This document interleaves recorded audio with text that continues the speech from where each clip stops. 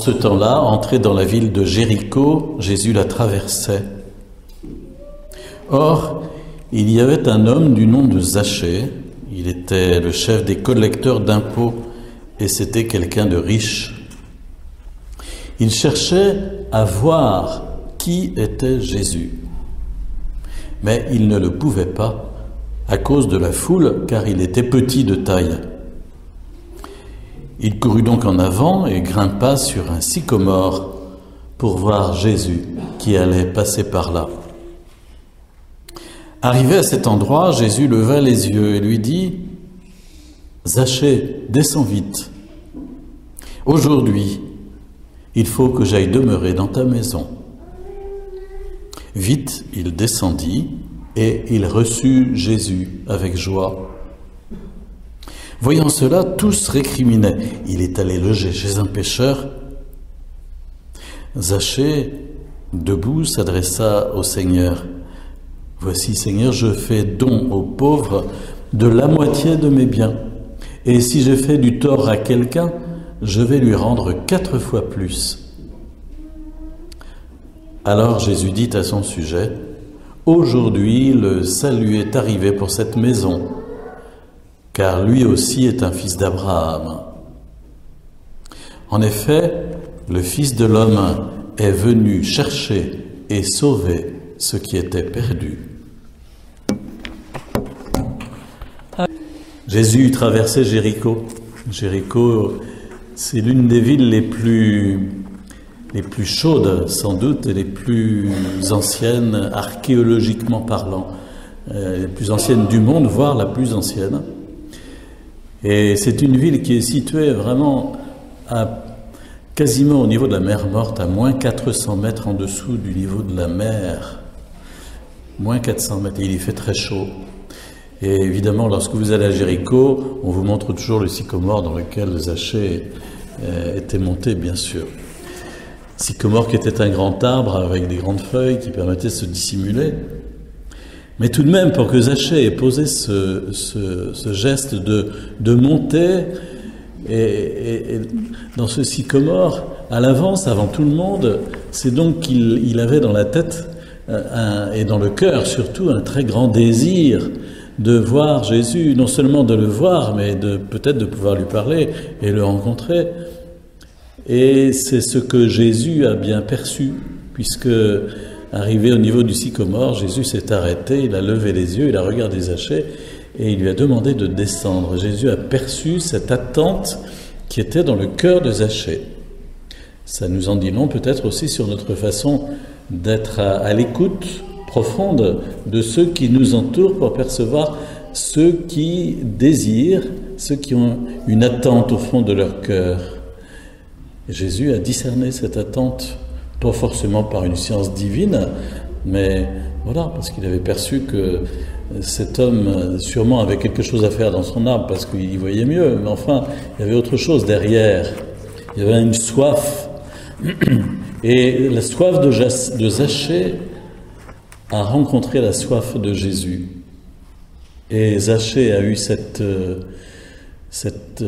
conversion étonnante une fois arrivé à la maison. Et en recevant Jésus avec beaucoup de joie, il a eu cette attitude étonnante de dire, voilà, je vais donner la moitié de mes biens aux pauvres, je vais rendre 4 fois plus à tous ceux que j'ai volés. Enfin, il n'emploie pas le mot, mais ça revient à ça. Et si j'ai fait du tort à quelqu'un, je vais lui rendre 4 fois plus. Au fond, quel placement, n'est-ce pas, d'aller payer ses impôts chez Zachée, puisqu'il récoltait les impôts pour les reverser aux Romains. Quel placement, on se retrouvait à 400%, car Zachée va tirer la sonnette et va passer chez nous pour nous rendre. Enfin, quel cheminement étonnant que celui de Zachée pour se permettre ça. Zachée qui était mal vu de tout le monde, évidemment. Zachée qui était mal vu de lui-même, parce que quelque part, il n'était pas bien dans sa peau, il lui manquait quelque chose. Au fond, on est en train de nous parler de quelqu'un qui est centré sur l'argent et qui finit par découvrir que, comme dit le dicton, l'argent ne fait pas le bonheur, et qui éveille en lui une autre soif que celle des réalités matérielles. Et c'est pour cela aussi que, peut-être aussi facilement, il va dire, eh bien voilà, je vais finir par me débarrasser de ce à quoi j'étais agrippé, comme un noyé qui va s'agripper à un rail de chemin de fer et qui coule jusqu'au fond de la mer. Voici que Zachée va finir par être libéré par cette rencontre avec Jésus. On peut trouver dans ce récit tout simple, au fond, qui est très employé dans les catéchèses avec les enfants, évidemment, quel programme de catéchisme pourrait contourner Zachée? C'est un petit récit tellement mignon. On peut trouver dans le canevas de ce récit aussi la démarche que nous faisons au sacrement de réconciliation. Chaque fois que nous allons nous confesser, si toutefois nous y allons, eh bien, le premier temps, c'est toujours d'avoir le désir, d'avoir soif, d'essayer de nous bouger pour nous aller rencontrer le prêtre et puis pouvoir recevoir ce sacrement. La deuxième, c'est bien de nous laisser regarder en profondeur par Jésus, tel que nous sommes, sans rien cacher, en lui donnant accès à tout ce que nous sommes. Et c'est l'aveu de notre péché. Et voyez comme c'est important de faire un aveu véritable. Voilà, nous sommes pas devant le prêtre, nous sommes devant le Dieu Tout-Puissant, devant Jésus ressuscité. Et lui sait, comme il est dit souvent dans la parole de Dieu, il est sait. Donc c'est pas la peine de faire des contorsions pour faire un tri dans ce que nous avons à dire. Il sait, et précisément, nous serons d'autant plus libérés que nous aurons le courage d'aller jusqu'au fond de ce que nous avons à donner au Seigneur. Et puis ensuite, il y a ce regard de Jésus sur nous qui nous pardonne, qui est un regard de miséricorde, un regard bon, de bonté. Et lorsqu'il a levé les yeux vers Zachée, Zachée a rencontré ce regard, aperçu dans le regard de Jésus, quelque chose qu'il n'y avait pas dans le regard des habitants de Jéricho qui changeaient de trottoir à chaque fois qu'ils croisaient Zachée. Et il a vraiment découvert en Jésus la miséricorde. Et c'est le pardon à travers l'absolution reçue du prêtre. Mais il y a ensuite encore une quatrième démarche qui est celle, vous savez, la pénitence. C'est-à-dire le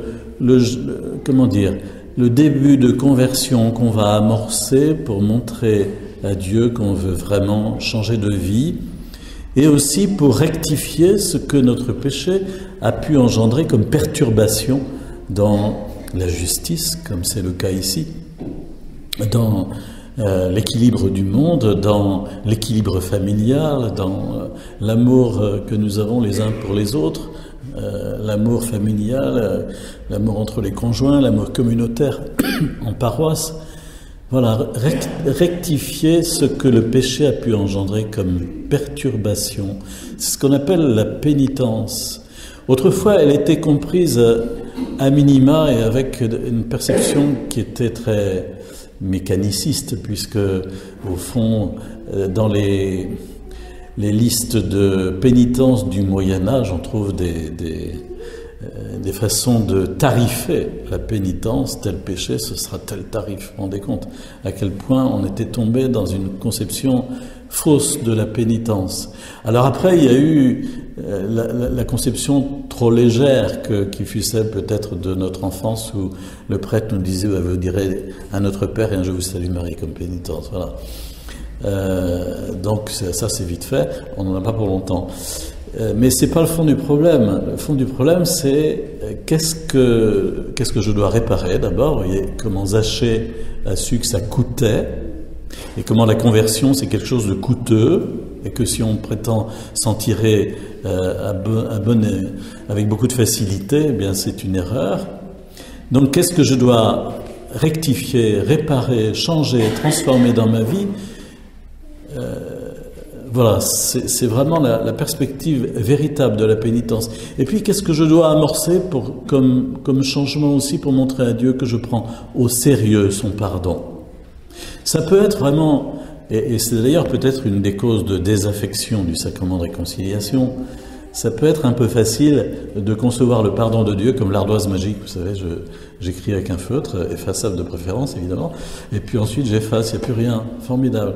Ou encore la machine à laver les péchés, je mets mon linge et puis ça lave plus blanc que blanc, et après c'est fini.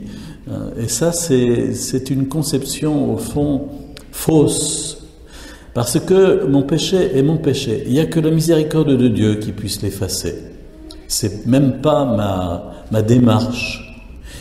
Parce que vous direz, mais moi j'ai pas besoin du prêtre pour aller me confesser, je fais ça de temps en temps, la prière du soir, je demande pardon. Mais c'est très bien, et je vous encourage, il faut le faire. Mais c'est pas ma démarche qui peut me purifier. Elle est le préalable, elle est nécessaire. Elle est l'amorce de l'attitude d'accueil que je dois avoir par rapport au don que Dieu me fait de son pardon. Vous me direz, mais je n'ai pas besoin du prêtre, je reçois le pardon directement, ça tombe du ciel. D'ailleurs, je le sens bien dans mon cœur. C'est pas faux non plus, d'ailleurs. C'est pas faux non plus. Mais en même temps, vous verrez vous-même les progrès spirituels, chrétiens, profonds que vous ferez en allant régulièrement recevoir le sacrement de réconciliation. C'est un puissant revigorant de la vie chrétienne. Alors peut-être dans ce petit récit de Zachée, c'est le 4e point qui est le plus mis en relief à travers la chute du récit, où l'on nous montre Zachée qui va tirer les sonnettes des rues de Jéricho pour rendre ce qu'il avait volé, mais qui avait vraiment compris ce à quoi le pardon l'engageait. Pas de pardon facile, pas de vie chrétienne facile, pas de pénitence facile. Tout est difficile au fond dans la vie chrétienne, ben oui. Mais une vie chrétienne authentique, c'est vraiment ça qui peut construire le monde dans l'amour et le transformer. Le Fils de l'homme, dit Jésus, est venu chercher et sauver ce qui était perdu.